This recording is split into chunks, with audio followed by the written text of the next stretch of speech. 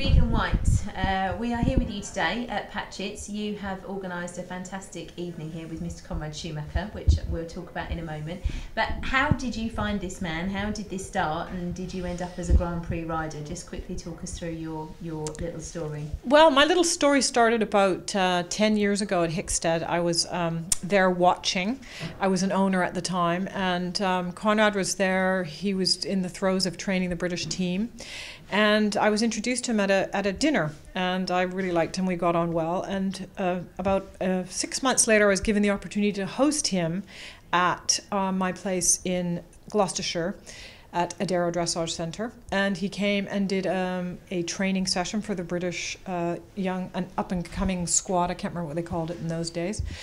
And the price for British Dressage to host it at my place was me to have a slot on the clinic. So that was how I first trained with Conrad those many, many years ago. And actually, so what level were you riding at when that started? Well, I was riding at medium, and I hadn't quite mastered flying changes yet or anything. And that horse was called Adero Galapagos, and I went on to train him to Grand Prix with Conrad.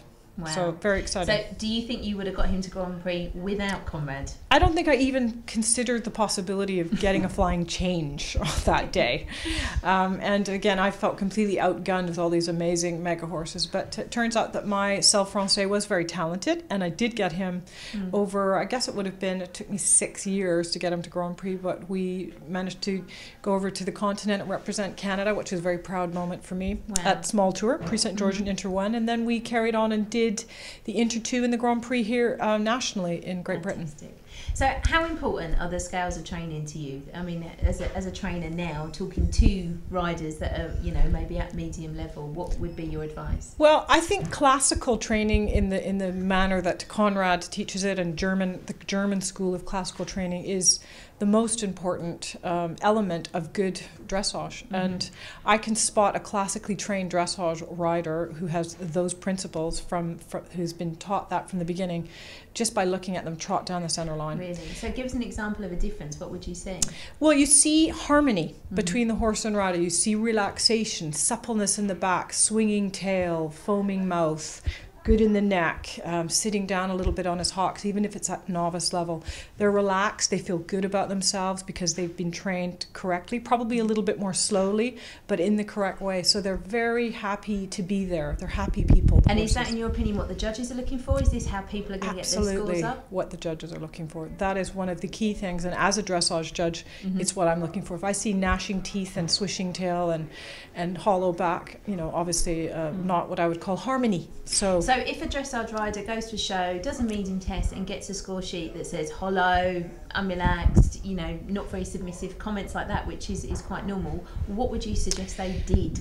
I would say they needed to go back maybe a little bit to the basics and look a little bit more in working in a long and low frame to get the horse a bit more strong, a little stronger over his back so that he takes the weight a little bit more behind and is able to do the job they're asking. Often horses fly up through to medium, for example, having not really done the correct groundwork, in my opinion, as in getting the horse fit and strong.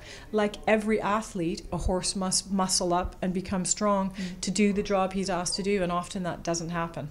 So just because you can do a half pass and maybe even not well, that doesn't mean you can do medium. The horse needs to be a little more collected, a little bit more uphill, a little bit more about him, trot a little bit more off the ground. It's the very beginning of the international movements. That's what they want to see. Absolutely. And your advice is nail the basics. Go back and get the basics. Yeah, down. and find a trainer who can give you the basics. And that's not as easy as it sounds. But I was going to say, what would be your advice for people to find a trainer? Well, I always look for the word classical, but classical German training is my bent. I know there are other, obviously Spanish and French classical training. Classical German training to me is the way that, well, the Germans win all the medals, so that pretty much says it all. Yeah, you can't argue with that, can you? Rhegan White, good luck, and thank you very much indeed. Thank you.